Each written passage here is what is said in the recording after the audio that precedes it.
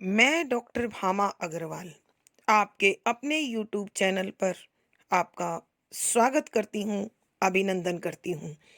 ये बच्चों, आज हम श्रीमती महादेवी वर्मा जी द्वारा रचित संस्मरण प्रणाम का अध्ययन करते हैं। यह उनके संस्मरण संकलन पथ के साथी से लिया गया है। इस संस्मरण के अध्ययन से पूर्व हमें कुछ स्मरणीय बिंदुओं पर विशेष ध्यान देना होगा, जो इस प्रकार हैं। नंबर 1, प्रणाम नामक संस्मरण श्रीमती महादेवी वर्मा जी द्वारा रचित है। नंबर 2, संस्मरण प्रणाम पथ के साथी नामक पुस्तक से लिया गया है। नंबर 3, यह संस्मरण एशिया के प्रथम नोबेल पुरस्कार विजेता गुरुदेव रविंद्रनाथ टैगोर को एक भावपूर्ण श्रद्धांजलि है। नंबर 4, लेखिका का मानना है कि कविंद्र रविंद्र का साहित्य जितना उच्च कोटि का है, उनका व्यक्तित्व भी उतना ही भव्य है। नंबर 5, गुरुदेव का सौम्य चेहरा चांदी से चमकते उजले बालों से घिरा हुआ था। उनकी उजली भ्रुकुटियों में गहरी आंखें और गिरती उठती पलकें मानो हर रहस्य का नापतोल करती हों। सुडौल नासिका मानव होने के गर्व का सूचक हो। उनके होठों पर हमेशा बनी रहने वाली जादुई हंसी सबको अपने आकर्षण में बांध लेती थी तथा अतिथियों से स्नेहिल व्यवहार उन्हें विराट व्यक्तित्व का धनी बनाते हैं। नंबर 6, लेखिका का मानना है कि वे गुरुदेव से 3 बार मिली हैं। नंबर 7, लेखिका अपने अध्ययन काल के समय पहली बार उनसे गद्यात्मक रूप से मिली। नंबर 7, यह मिलन हिमालय क्षेत्र पर स्थित रामगढ़ के पर्वत की ढाल पर कई एकड़ में बने छोटे से बंगले में उनके द्वारा प्रयोग की गई अलमारी की दराजों में रखे कागजों के माध्यम से हुआ। नंबर 9, वे इस बंगले में अपनी बीमार बेटी की देखभाल के लिए रहे थे। उसकी मृत्यु के बाद वे कभी यहाँ वापस नहीं आए। नंबर 10, यह बंगला किसी अंग्रेज ने अपने विश्राम के लिए ले लिया था और उसी ने लेखिका को बड़े शिष्टाचार पूर्वक यह भीतर बाहर से अच्छी तरह दिखाया। नंबर 11, यहाँ अड़ोस पड़ोस से रविंद्र के महामानव होने के गुणों का लेखिका को पहली बार पता चला। नंबर 12, दूसरी बार लेखिका लेखन से जुड़ने के बाद कविंद्र से शांति निकेतन में प्रत्यक्ष रूप से मिली। नंबर 13, इस समय गुरुदेव काली मिट्टी से बनी श्यामली नामक कुटिया में बैठकर सृजन अर्थात लेखन का कार्य कर रहे थे। नंबर 14, तीसरी बार लेखिका ने वृद्ध गुरुदेव को कोलकाता के रंगमंच पर सूत्रधार की भूमिका में देखा। नंबर 15, सूत्रधार की भूमिका गुरुदेव शांति निकेतन के निर्माण के लिए धन संग्रह करने हेतु कर रहे थे। एक महामानव का यह आर्थिक अभाव लेखिका के मन को टीस से भर गया। नंबर 16, गुरुदेव अभाव के प्रभाव से सदैव मुक्त रहकर प्रसन्न चित्त व लक्ष्य पर अडिग रहे। नंबर 17, गुरुदेव की दृष्टि में कोई क्षुद्र, अपवित्र, हीन और त्याज्य नहीं था। वे इनमें भी महामानव गढ़ने की क्षमता रखते थे। नंबर 18, उनका साहित्य अत्यंत व्यापक स्तर पर है। बेशक उनके द्वारा लिए विषयों पर पहले कार्य हो चुका था, मगर ये विषय नवीनता लिए हुए अर्थात नए भाव नई दृष्टि से रचे गए थे।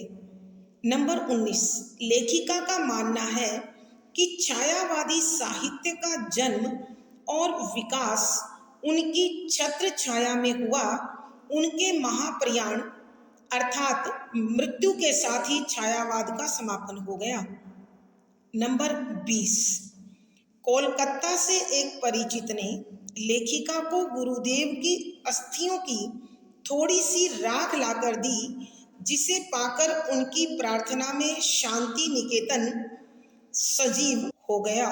नंबर 21, संक्षेप में लेखिका के अनुसार गुरुदेव सौंदर्य प्रेमी, भावुक पिता, मानवतावादी, समाज सेवी, आदर्श राजनीतिज्ञ, शिल्पकार, दार्शनिक आदि से बढ़कर एक सच्चे मानव थे। ये सब विशेषताएं उन्हें महामानव बताती हैं।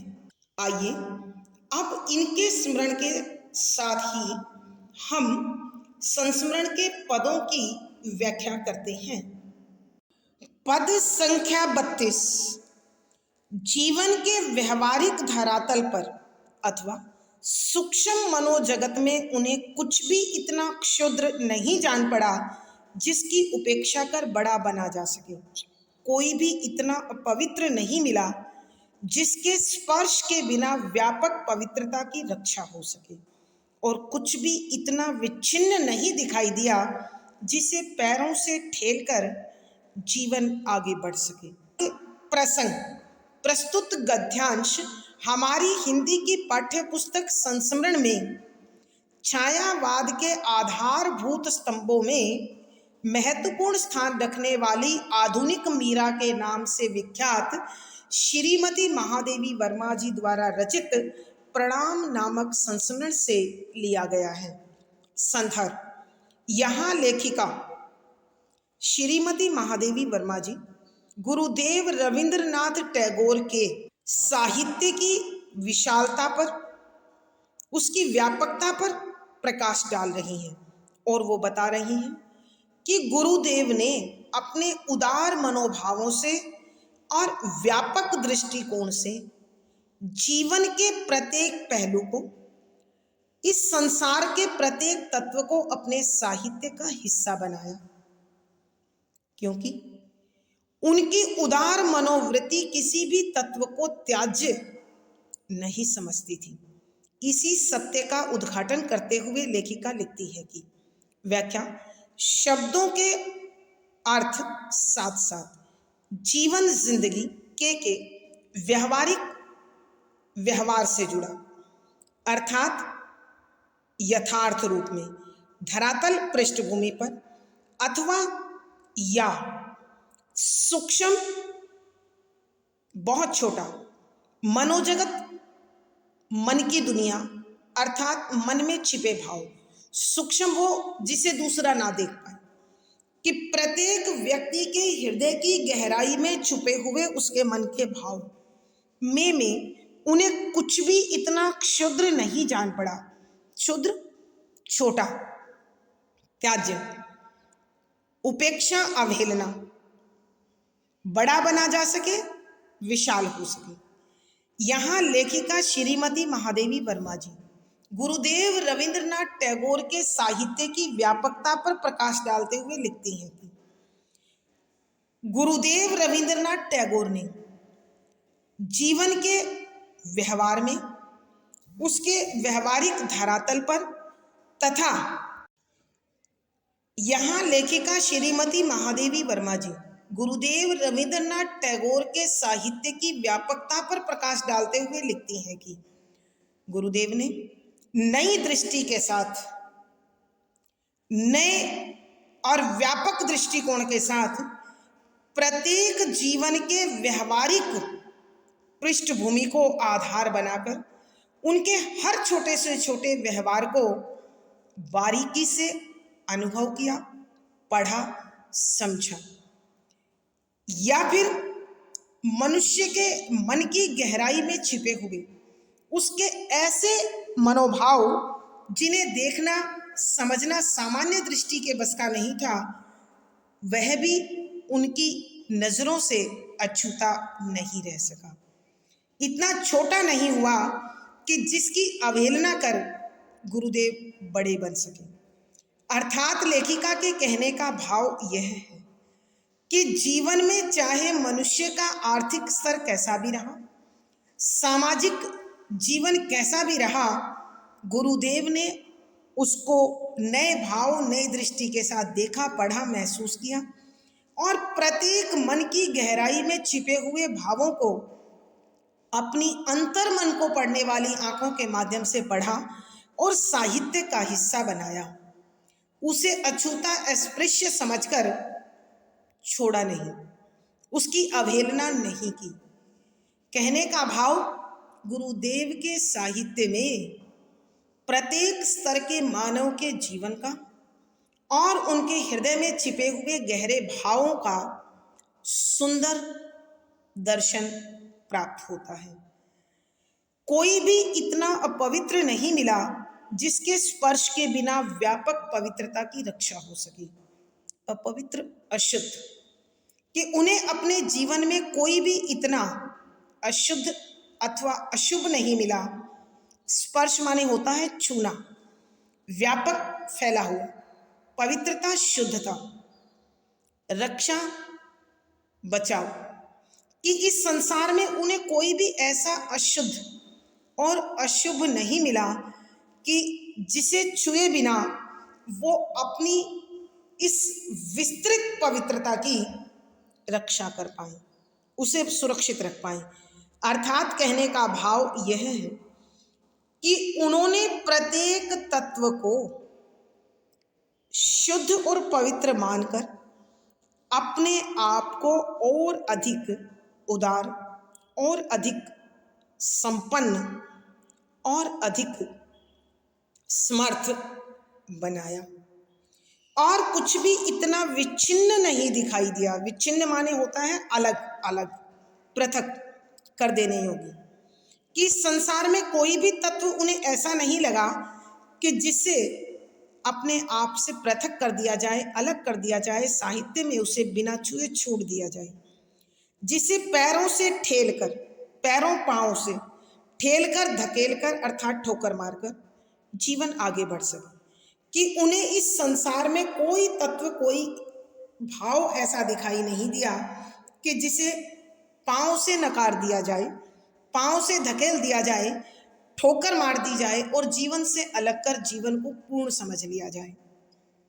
अर्थात कहने का भाव यह है कि वो इस संसार में अपना साहित्य लिखते समय, अपने साहित्य को रचते समय एक रचना धर्म का, अपनी रचना धर्मिता का परिचय देते हुए मानव जीवन के व्यवहारिक धरातल को, मानव मन में छिपे हर छोटे से छोटे भाव को अपने साहित्य का अंग बनाया और इस संसार में किसी को भी छोटा, अपवित्र और त्याज्य समझकर छोड़ा नहीं, उसकी अवहेलना नहीं की, उसे भी अपने साहित्य में शामिल किया, सम्मान दिया। तभी वो एक इतने उदार, विशाल और जन जन के प्रिय साहित्यकार बन पाए। यदि यह एक पूर्ण सत्य है कि जिसको भी हम क्षुद्र, अपवित्र और त्याज्य कहते हैं या समझते हैं, हमें उसे प्रमाणित भी करना पड़ता है, जो सरल और सहज नहीं होता। और गुरुदेव रविंद्रनाथ टैगोर ने सबको स्वीकार कर अपने मन की विशालता का परिचय दिया। भावार्थ, लेखिका के कहने का भाव यह है कि गुरुदेव के उदार मन में प्रत्येक तत्व के लिए सम्मान और जगह मौजूद रही। विशेष यहाँ गुरुदेव को एक महान साहित्यकार के रूप में प्रमाणित किया गया है। शुद्ध साहित्यिक खड़ी बोली का प्रयोग है। तत्सम प्रधान शब्दावली ने विषय को सौंदर्य प्रदान किया है। शांत रस प्रसाद गुण है। वाक्य संरचना विषय के अनुकूल गंभीर है, विवेचनात्मक शैली का अनुकरण किया गया है। पद संख्या 33, इसी से वे कहते हैं, तुमने जिसको नीचे फेंका वही आज तुम्हें पीछे खींच रहा है। तुमने जिसे अज्ञान और अंधकार के गह्वर में छिपाया वही तुम्हारे कल्याण को ढककर विकास में घोर बाधाएं उत्पन्न कर रहा है। प्रसंग पूर्ववत। संदर्भ, यहाँ लेखिका गुरुदेव रविंद्रनाथ टैगोर के व्यापक दृष्टिकोण और उनके प्रत्येक तत्व की व्याख्या करने की क्षमता पर प्रकाश डाल रही है। व्याख्या, शब्दों के अर्थ आवश्यकता के अनुसार। इसी से अर्थात इस विशाल दृष्टिकोण के कारण और तात्विक समीक्षा करने की क्षमता के कारण, सामर्थ्य के कारण, ताकत के कारण वे गुरुदेव रविंद्रनाथ टैगोर कहते हैं, प्रकट करते हैं, तुमने संबोधन जिसको नीचे फेंका, कि जिस भी तत्व को नीचे फेंक दिया वही आज तुम्हें पीछे खींच रहा है, कि वो तुम्हें पकड़कर नीचे ला रहा है, पूछ रहा है मुझे क्यों फेंका। जब तक तुम उसका कारण स्पष्ट नहीं करोगे वो तुम्हें आगे बढ़ने नहीं देगा। दूसरे शब्दों में कहा जा सकता है कि जिसे तुमने नीचे फेंका वो तुम्हारी अपनी शक्ति थी। तुमने अपनी ही शक्ति को दो भागों में बांटकर खुद को कमजोर कर लिया।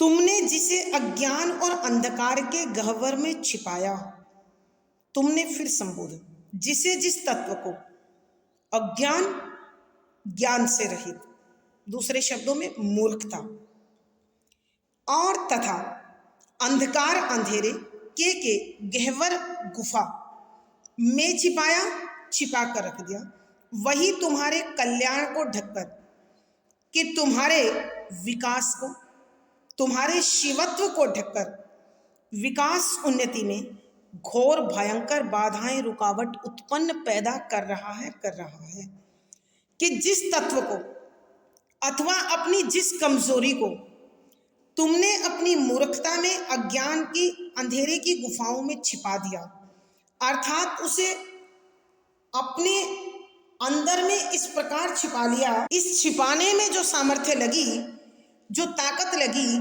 उतनी शायद उस अज्ञानता को ज्ञान में बदलने में और उस अंधेरे को प्रकाश में लाने में नहीं लगती, और साथ में सहयोग भी प्राप्त होता। तो मानव मन जिन तत्वों को कमजोर समझकर समाज से छिपाता है, संसार से छिपाता है, वो हमेशा मनुष्य की कमजोरी बन उसे कमजोर बनाते रहती है। इसी तथ्य का सत्य उद्घाटन करते हुए कविवर अर्थात गुरुदेव लिखते हैं कि जिन कमजोरियों को, जिन अज्ञानताओं को, जिन विवशताओं को, जिस अंधेरे को तुमने अपने अंतर मन की गुफाओं में छिपाया, वही तुम्हारे कल्याण के रास्ते में, विकास के रास्ते में, भलाई के रास्ते में, प्रगति के रास्ते में बड़ी बाधाएं, रुकावट उत्पन्न कर रहा है।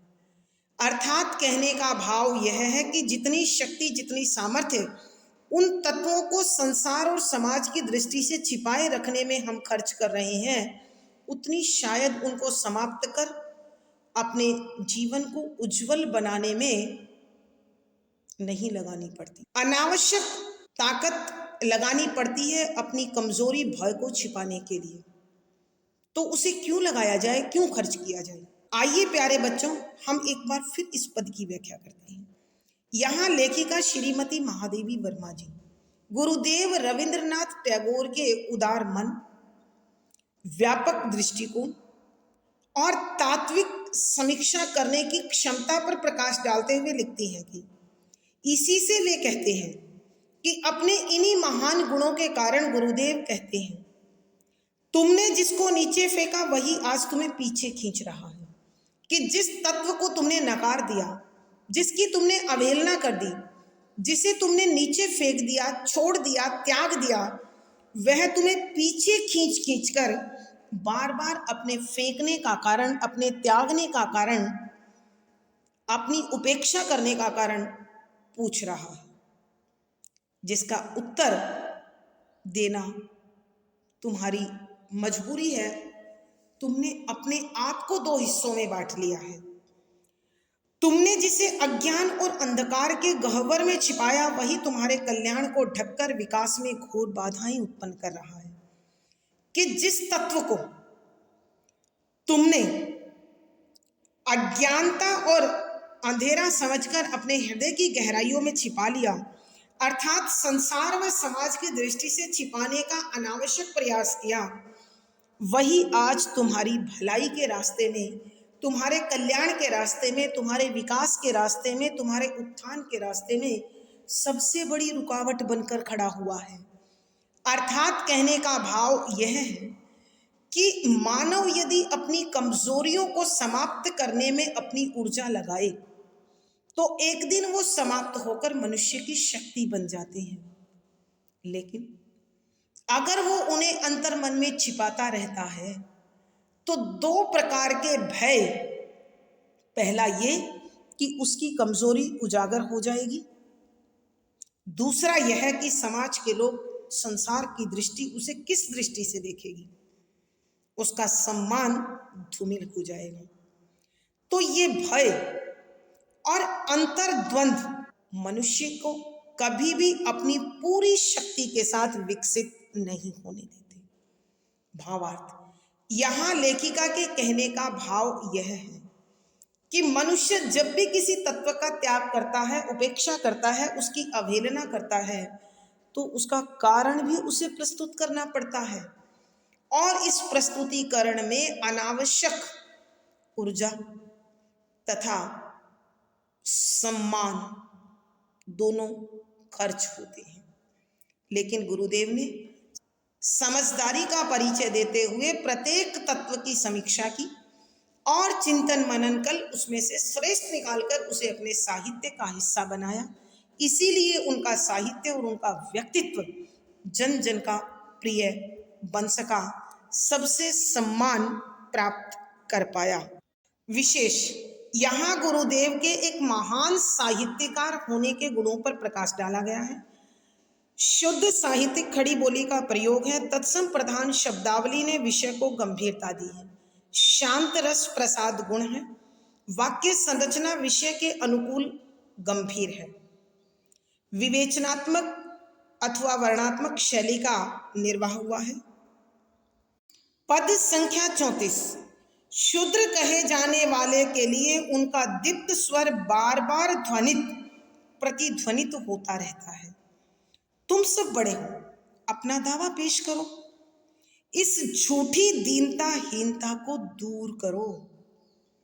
प्रसंग पूर्ववत संदर्भ, यहाँ लेखिका गुरुदेव रविंद्रनाथ टैगोर के महान साहित्यकार और उदार दृष्टिकोण का मानव होने के विषय पर प्रकाश डालती हैं और साथ ही संसार भर को बता रही हैं कि गुरुदेव अपनी समीक्षात्मक दृष्टिकोण के साथ प्रत्येक तत्व का अध्ययन करते थे।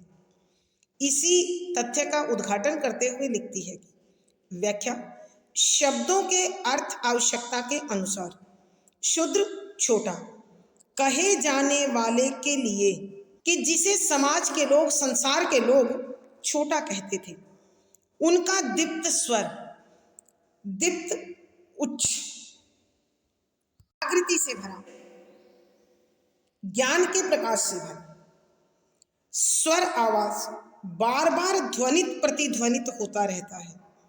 बार बार, अनेकों बार ध्वनित प्रतिध्वनित गूंजता है। यहाँ लेखिका श्रीमती महादेवी वर्मा जी गुरुदेव के विशाल और उन्नत दृष्टिकोण पर प्रकाश डालते हुए लिखती हैं कि संसार के लोग, समाज के लोग जिसे छोटा कहते थे, गुरुदेव अपनी अंतर्दृष्टि के साथ, अपने जागृत भावों के साथ, अपने ज्ञान के आलोक से भरे शब्दों के साथ बार बार पूछते थे और उनका यह प्रश्न त्यागने वाले व्यक्ति के हृदय में गूंजता रहता था, उसे आत्म मंथन पर, चिंतन पर मजबूर करता रहता था। वो क्या स्वर था? तुम सब बड़े हो कि तुमने दूसरों को छोटा कहा तो स्वाभाविक है तुम खुद को बड़ा कह रहे हो। अपना दावा पेश करो कि तुम महान कैसे हो। इस सत्य को सिद्ध करो, इसे प्रकट करो। इस झूठी दीनता हीनता को दूर करो कि यह जो मिथ्या भाव, झूठी मिथ्या, दीनता कमजोरी, गरीबी दरिद्रता, भावों की दरिद्रता, हीनता मन की कमजोरी को दूर करो, अपने से अलग कर दो। कि यदि तुम बड़े हो, तुम दूसरों को छोटा कह रहे हो तो स्वाभाविक है तुम खुद अपने आप को बड़ा समझते हो। खुद को बड़ा सिद्ध करो, प्रमाणित करो। और यदि नहीं कर पाते हो तो फिर तुम्हारे हृदय में जो ये झूठा अहंकार, झूठी कमजोरी, यह दरिद्रता, यह विचारों की कंगाली जो तुम्हारे अंदर है, इसे तुम्हें दूर कर देना चाहिए। आइए प्यारे बच्चों, हम एक बार फिर इस पद की व्याख्या करते हैं। यहाँ लेखिका श्रीमती महादेवी वर्मा जी गुरुदेव रविंद्रनाथ टैगोर के उच्च दृष्टिकोण, उदार मनोभाव पर प्रकाश डालते हुए लिखती हैं कि जब कोई व्यक्ति किसी को छोटा कहकर त्यागता, तब गुरुदेव की जो प्रतिक्रिया होती वो इस प्रकार थी।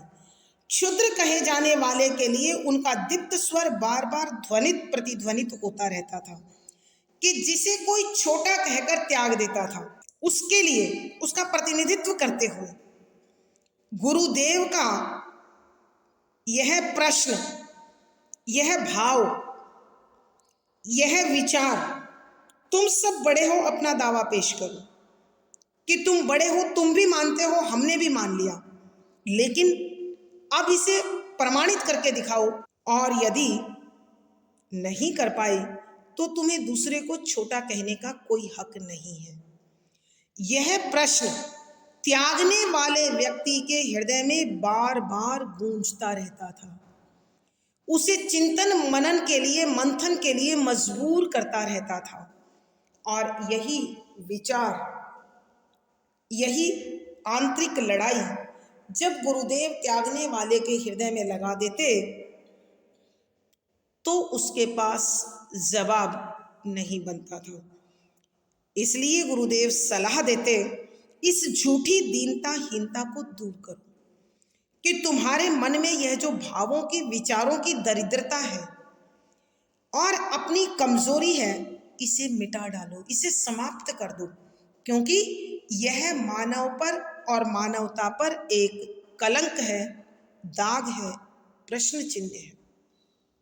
भावार्थ, लेखिका के कहने का भाव यह है कि गुरुदेव के उदार दृष्टिकोण में न कोई त्याज्य था, न कोई क्षुद्र था, न कोई अपवित्र था, और वो अपने इसी दृष्टिकोण के साथ संसार और समाज के समक्ष अपने साहित्य और व्यवहार के माध्यम से प्रमाणित हुए। विशेष यहाँ गुरुदेव के साहित्य की व्यापकता और उनके उदार दृष्टिकोण पर प्रकाश डाला गया है। शुद्ध साहित्यिक खड़ी बोली का प्रयोग है, तत्सम प्रधान शब्दावली ने विषय को गंभीरता दी है, शांत रस प्रसाद गुण है, वाक्य संरचना विषय के अनुकूल गंभीर है, विवेचनात्मक और वर्णात्मक शैली का निर्वाह हुआ है। पद संख्या 35। विशाल, शिव और सुंदर के पक्ष का समर्थन सब कर सकते हैं क्योंकि वे स्वतः प्रमाणित हैं, परंतु विशालता, शिवता और सुंदरता पर क्षुद्र, अशिव और विरूप का दावा प्रमाणित कर उन्हें विशाल, शिव और सुंदर में परिवर्तित कर देना किसी महान का ही सृजन हो सकता है। प्रसंग पूर्ववत। संदर्भ, यहाँ लेखिका गुरुदेव रविंद्रनाथ टैगोर के उदार व्यक्तित्व के साथ साथ समाज में जो श्रेष्ठता का दावा करते हैं उनके दृष्टिकोण का उद्घाटन भी किया गया है। गुरुदेव जिस तत्व की, जिस विषय की, जिस भाव की निकृष्टता को, क्षुद्रता को अथवा अपवित्रता को लेकर आहत होते, तो उसके विरोध में जो प्रश्न पूछते उन्हीं का उद्घाटन यहाँ किया गया है। व्याख्या: शब्दों के अर्थ आवश्यकता के अनुसार विशाल, बड़ा, शिव, कल्याण और तथा सुंदर, आकर्षक के पक्ष समर्थन में या पहलू का दृष्टि समर्थन, सहयोग सब कर सकते हैं। गुरुदेव रविंद्रनाथ टैगोर के एक महान साहित्यकार होने के गुणों पर प्रकाश डालती हुई लिखती हैं कि इस संसार में जो बड़ा है, जो कल्याणकारी है और जो आकर्षक है, इन पहलुओं के समर्थन में तो सारा संसार खड़ा है, अर्थात सब उसके सहयोगी हैं। कहने का अभिप्राय यह है कि समर्थ के साथ सभी का सहयोग स्वाभाविक रूप से होता है, क्योंकि वे स्वतः प्रमाणित हैं। कारण स्पष्ट करते हुए लिखती हैं, स्वतः खुद स्वयं में ही प्रमाणित सिद्ध है कि जो बड़ा है, जो कल्याणकारी है, जो आकर्षक है, उसे किसी प्रामाणिकता की आवश्यकता नहीं है। वो तो वैसे ही सबके सहयोग का, सबकी प्रशंसा का, सबकी बड़ाई का पात्र होता है। परंतु विशालता, शिवता और सुंदरता पर क्षुद्र, असीव और विरूप का दावा प्रमाणित कर उन्हें विशाल, शिव और सुंदर में परिवर्तित कर देना किसी महान का ही सृजन हो सकता है। परंतु किंतु विशालता बड़प्पन, बड़ा आकार, शिवता कल्याण का भाव, सुंदरता आकर्षक तत्व पर, इस संसार में ईश्वर ने जो भी तत्व बनाया है, रचा है, गढ़ा है, वो हर दृष्टि से ईश्वर ने पूर्ण बनाया है। ऐसे में क्षुद्र किसी को छोटा, अशिव किसी को अशुभ, विरूप, भद्दा का दावा प्रमाणित कर, कि उसका दावा सिद्ध कर कि जिसे लोग छोटा समझते, अशुभ समझते, भद्दा समझते, उसमें भी विशालता को, शिव कल्याण के भावों को, सुंदर आकर्षक तत्वों को परिवर्तित कर देना, बदल कर रख देना, उनमें शामिल कर देना किसी महान साहित्यकार ही, किसी महान का ही सृजन हो सकता है, किसी महान साहित्यकार का ही रचना धर्म ऐसा करने की सामर्थ्य रखता है। यहाँ लेखिका श्रीमती महादेवी वर्मा जी गुरुदेव रविंद्रनाथ टैगोर में एक महान साहित्यकार और एक उदार दृष्टिकोण वाले मानव के गुणों का दर्शन कराते हुए लिखती हैं कि इस संसार में बड़े के साथ, कल्याण के भावों के साथ और आकर्षक तत्वों के साथ तो सबका सहयोग स्वतः प्राप्त हो जाता है, क्योंकि इन्हें प्रामाणिकता की आवश्यकता नहीं पड़ती। और संसार का दृष्टिकोण है कि वो समर्थ की ही शक्ति बनता है। जो शक्तिशाली है उसी के पक्ष में सभी खड़े होते हैं।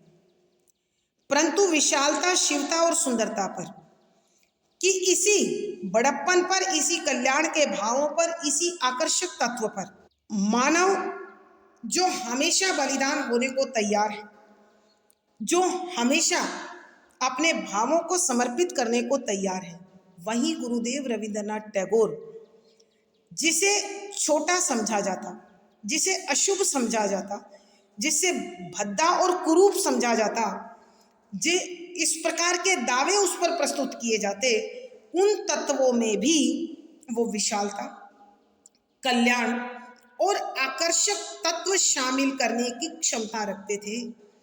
उनके भी स्वरूप को बदलकर उसे विशालता देते थे, उसे कल्याणकारी बनाते थे और उसमें आकर्षण के तत्व निर्मित करते थे। अर्थात लेखिका के कहने का भाव यह है कि गुरुदेव के चरित्र में, गुरुदेव के व्यवहार में, गुरुदेव के दृष्टिकोण में इतनी शक्ति, इतनी सामर्थ्य थी कि वो प्रत्येक तत्व के साथ अपने विचारों का मंथन कर, समावेश कर, उनमें शुभ तत्व, उनमें पवित्र भाव, उनमें उनकी दीनता-हीनता को निकालकर सामर्थ्य के भाव स्थापित करने की ताकत रखते थे, शक्ति रखते थे। भावार्थ, लेखिका के कहने का भाव यह है कि गुरुदेव का उदार दृष्टिकोण और व्यवहार इतना अधिक समर्थ था कि संसार जिसे त्याज्य मानता था, गुरुदेव उसकी त्याज्यता को उसे पूज्य बनाने की क्षमता रखते थे। विशेष, यहाँ गुरुदेव के महान साहित्यकार होने के गुणों का उद्घाटन हुआ है। शुद्ध साहित्यिक खड़ी बोली का प्रयोग है। तत्सम प्रधान शब्दावली ने विषय को गंभीरता दी है। शांत रस प्रसाद गुण है। वाक्य संरचना विषय के अनुकूल गंभीर है। विवेचनात्मक और वर्णनात्मक शैली का निर्वाह किया गया है। आज की कक्षा में प्यारे बच्चों इतना ही। अगली वीडियो में फिर मुलाकात होगी। पिछली वीडियो का लिंक डिस्क्रिप्शन बॉक्स में मिल जाएगा। आशा है पढ़ा गया विषय आपको समझ में आया होगा। अपने भाव व विचार कमेंट बॉक्स में लिखें। वीडियो को लाइक करें, शेयर करें और चैनल सब्सक्राइब करें। आपका दिन और जीवन मंगलमय हो, इसी शुभकामना के साथ धन्यवाद, आभार।